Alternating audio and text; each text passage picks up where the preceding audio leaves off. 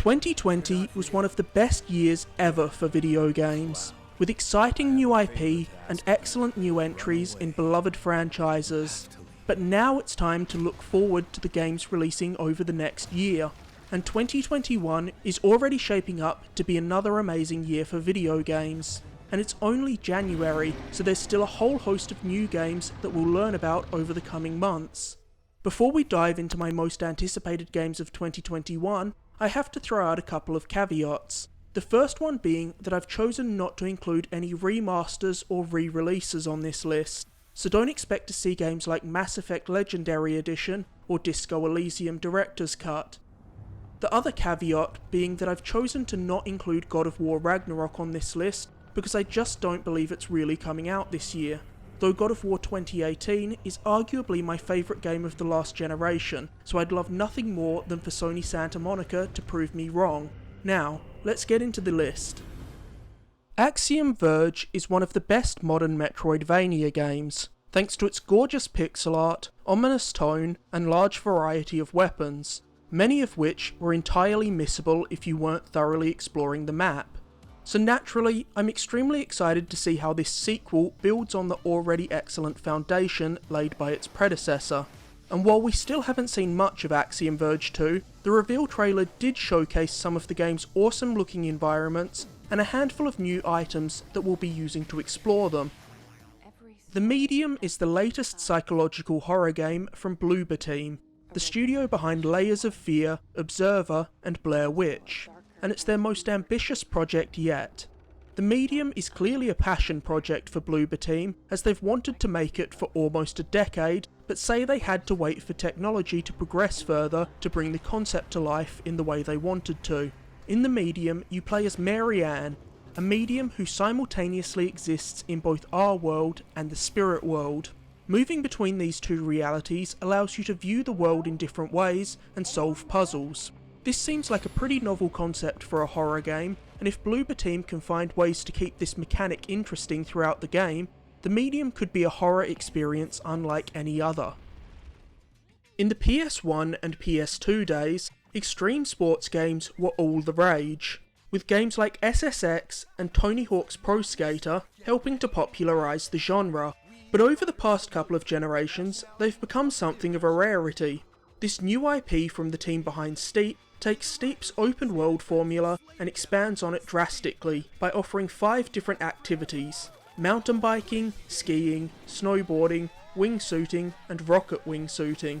Riders Republic's open world is also far more diverse than the one found in Steep, merging 7 American national parks together to offer varied biomes that allow for all the different activities within Riders Republic to work within one map. The aspect that really sells me on Riders Republic is its tone. I could never get into Steep as it felt like it took itself too seriously. A big part of why I loved the SSX and Tony Hawk games was because of how over the top and ridiculous they were. Fortunately, Riders Republic is seemingly more in line with those games tonally. Prince of Persia: The Sands of Time is one of my favourite games ever, and it's a game that I've been wanting to see remade for a very long time. However, like a lot of Prince of Persia fans, I was a bit underwhelmed with this remake's initial showing, due to its disappointing visuals, especially when it comes to the character models.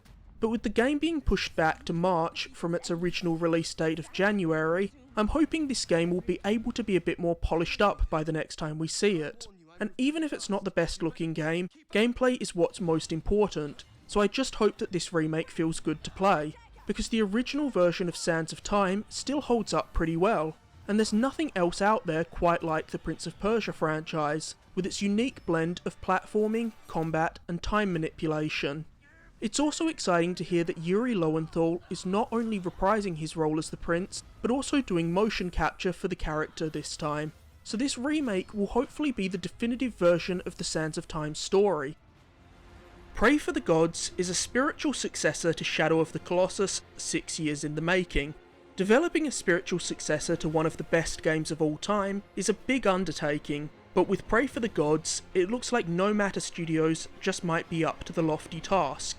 The towering bosses of Pray for the Gods look just as awe-inspiring as the ones found in Shadow of the Colossus. While Pray for the Gods wears its inspiration on its sleeve, it's far from just a simple clone of Shadow of the Colossus.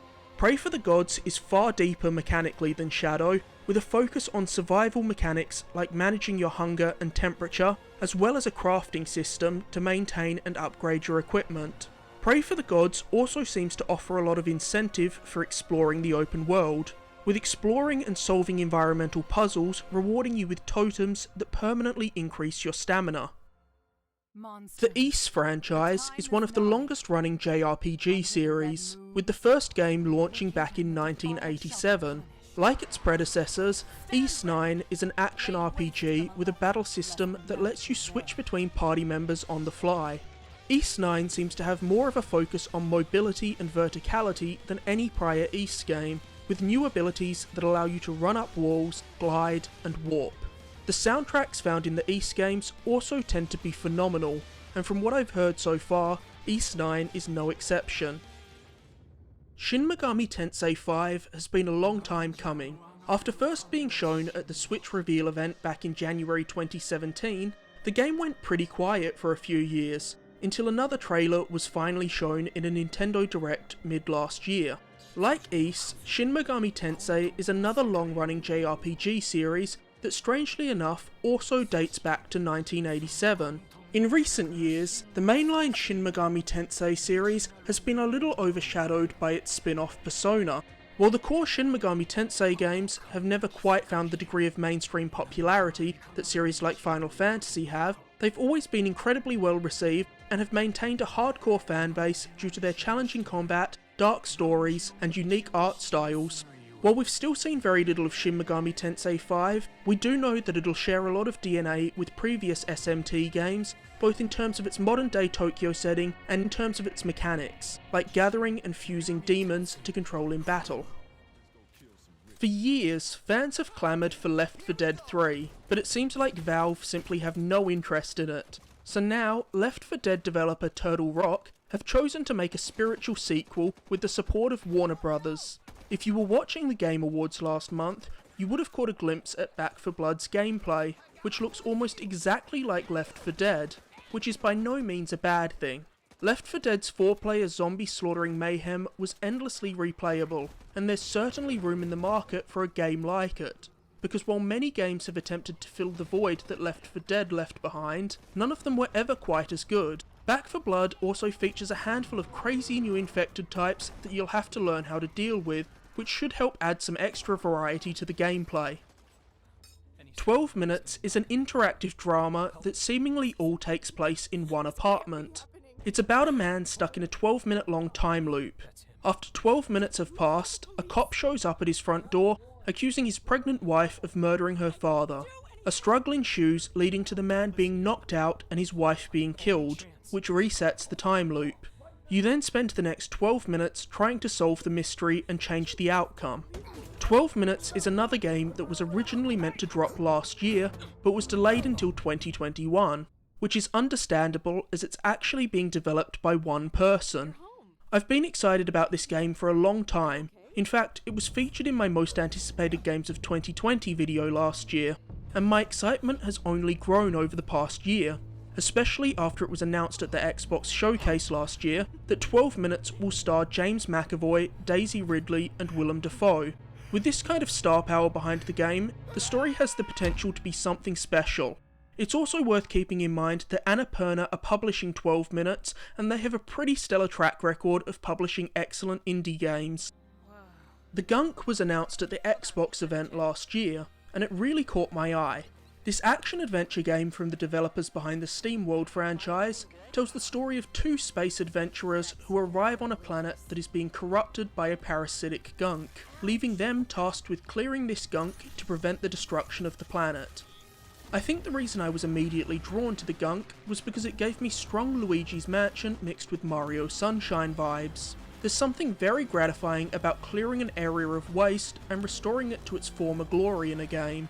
This is also a very different type of game for Image and Form, who are best known for their SteamWorld franchise, which are all 2D games, though they are a team that have proven time and time again that they can make games across all different genres. with the SteamWorld series branching out across a whole host of genres, from side-scrollers to tactics games to deck-building card games, so I have no doubt that they'll be able to successfully transition into the realm of 3D games.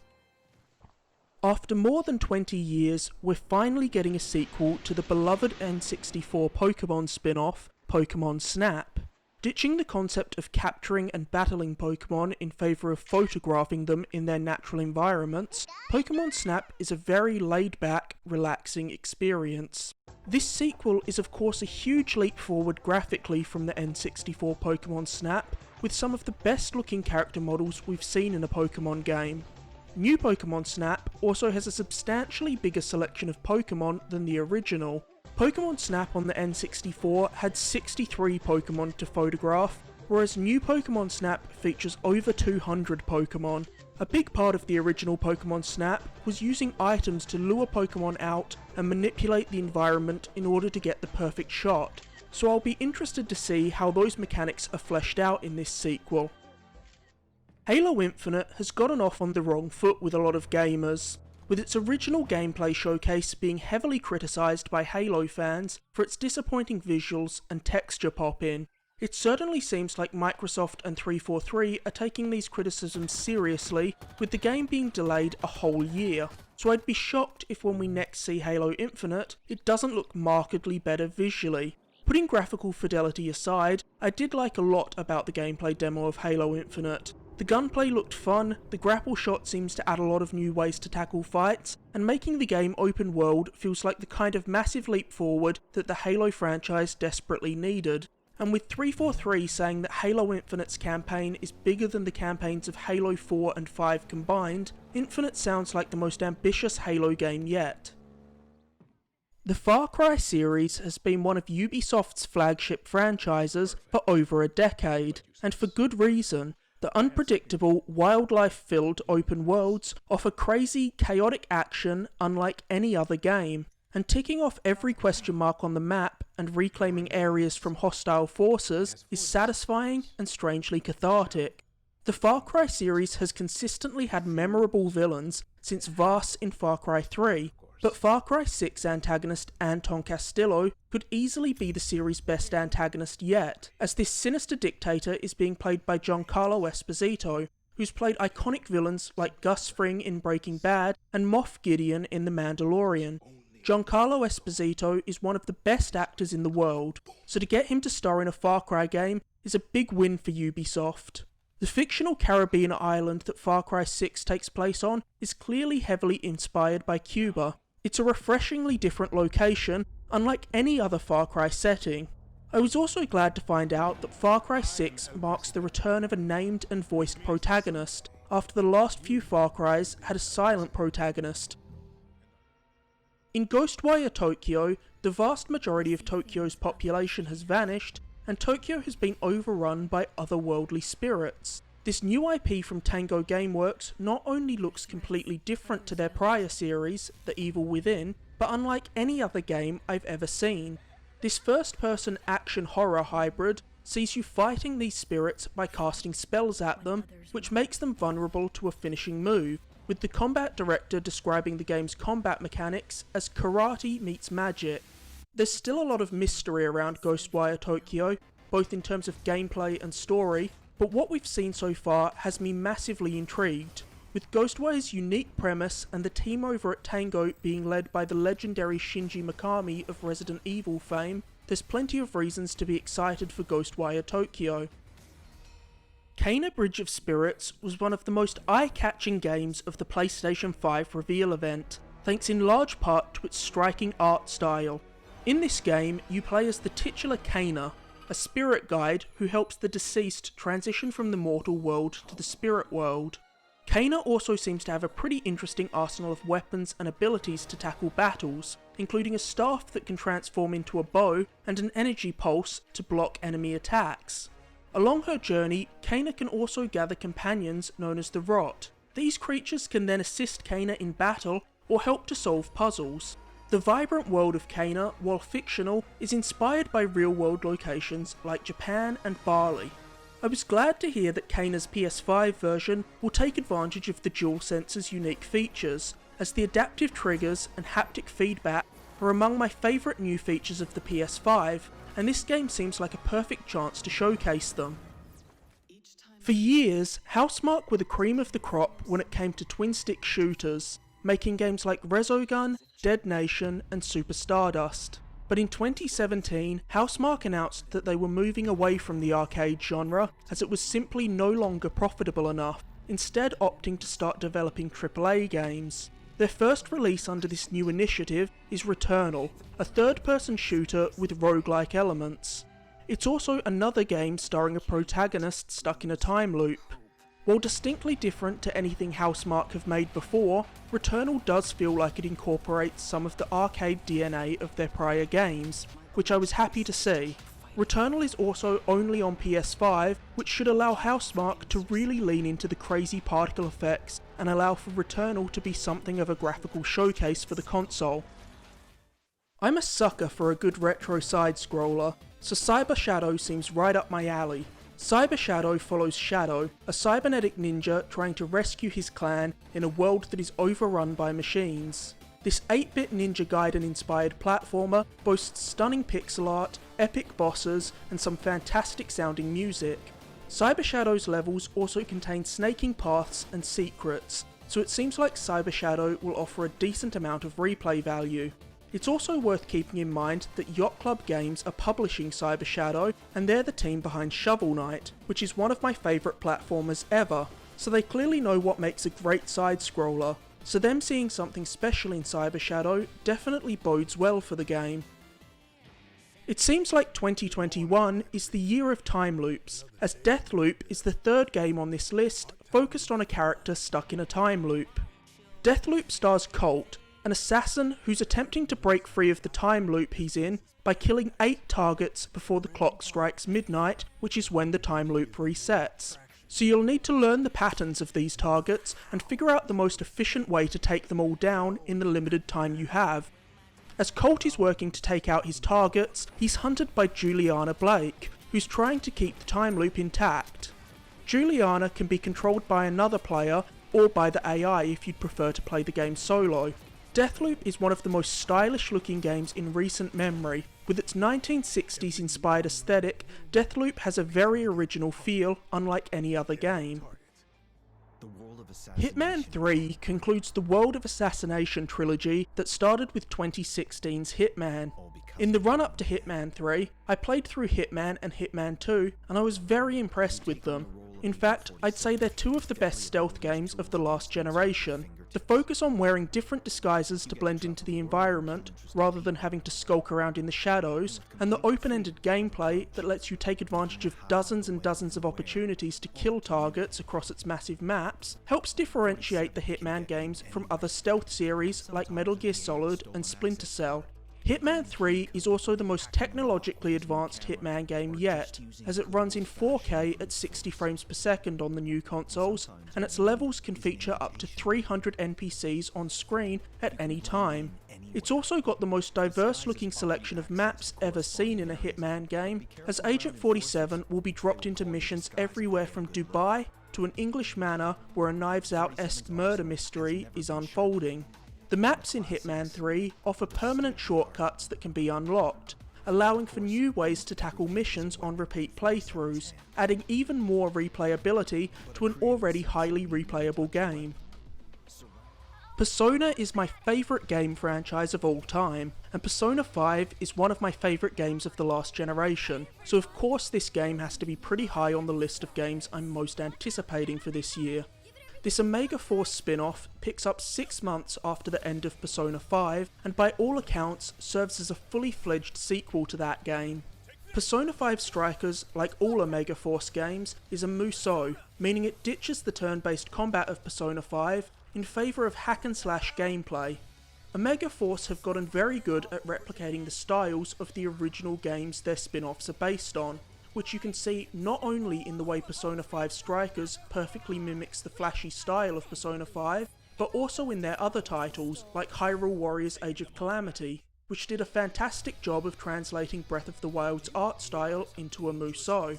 While a very different type of game, Persona 5 Strikers still shares some similarities with Persona 5.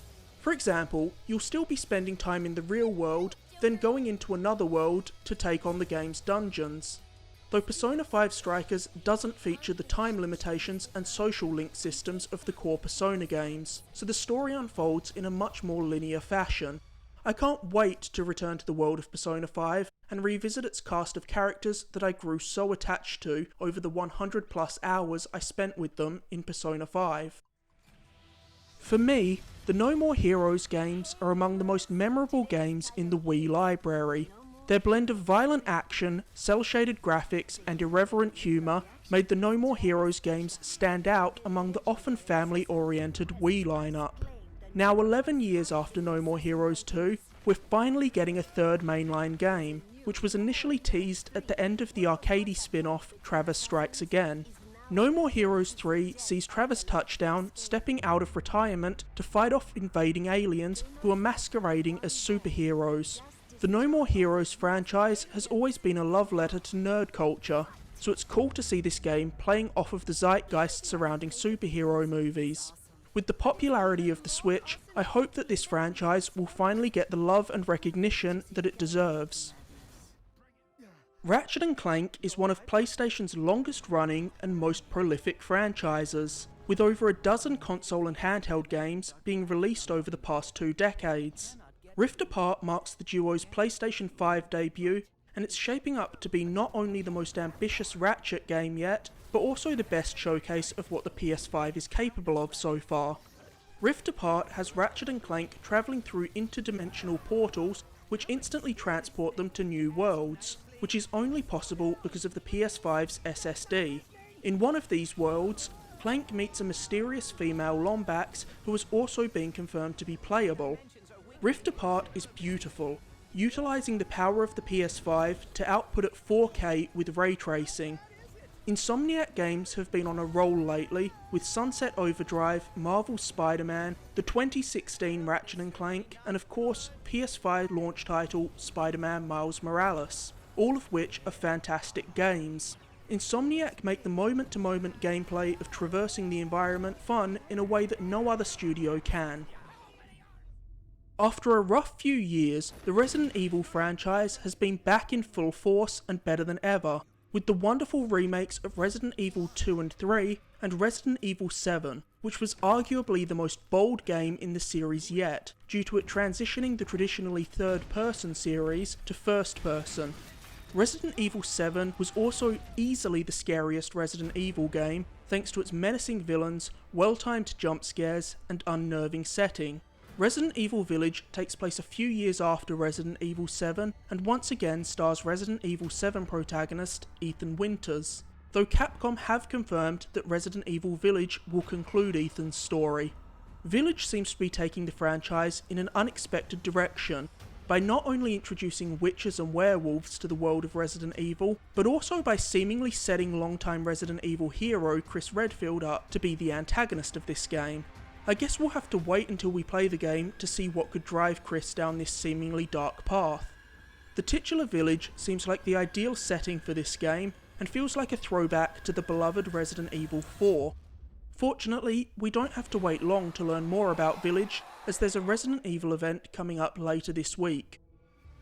The DC Comics universe is my favourite fictional universe. I love the characters and have read thousands and thousands of DC Comics over the years, and the Bat family are a cornerstone of the DC universe that I have a lot of love for, so having a video game starring Batgirl, Nightwing, Red Hood and Robin is extremely exciting. This new game from the developers of Batman Arkham Origins is completely unconnected to the Arkham universe and takes place in a world where Gotham has collapsed into a worse state than ever due to the apparent death of Batman and the GCPD falling fully to corruption following the death of Jim Gordon. We also know that this game will prominently feature the Court of Owls, a villainous secret society that have been controlling Gotham City from behind the scenes for hundreds of years. The Court of Owls made their debut in Scott Snyder and Greg Capullo's acclaimed Batman run, which I highly recommend if you haven't already checked it out. Gotham Knights can be played both solo or co-op, and a recently announced feature for Gotham Knights is shared progress between characters. This means that you'll be able to freely switch between the 4 protagonists at any time, without having to worry about them being underleveled. Horizon Zero Dawn was one of the best new IP of the last generation, and it helped elevate Guerrilla to the top tier of Sony's studios. In this sequel, Aloy is travelling to the Forbidden West on a quest to find the cause of a plague that's ravaging the world, killing all that it comes in contact with. I loved the creative way Horizon Zero Dawn combined a primitive world with highly advanced technology to create a world that felt entirely fresh. It also featured some of the most inventive enemy designs I've ever seen, that allowed for interesting fights as you used your bow to slowly dismantle the robotic monstrosities the game threw at you. The trailer for Forbidden West showcased stunning new environments and teased the introduction of underwater exploration.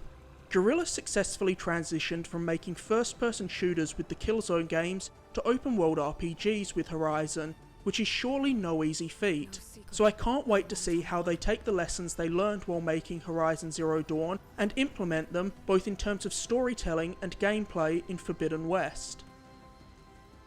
Thanks for watching. If you enjoyed this video, make sure to like and subscribe for more videos, including my upcoming review of Scott Pilgrim Complete Edition, or you can also check out some of the other videos on my channel, including my last video where I discussed my top 15 games of 2020.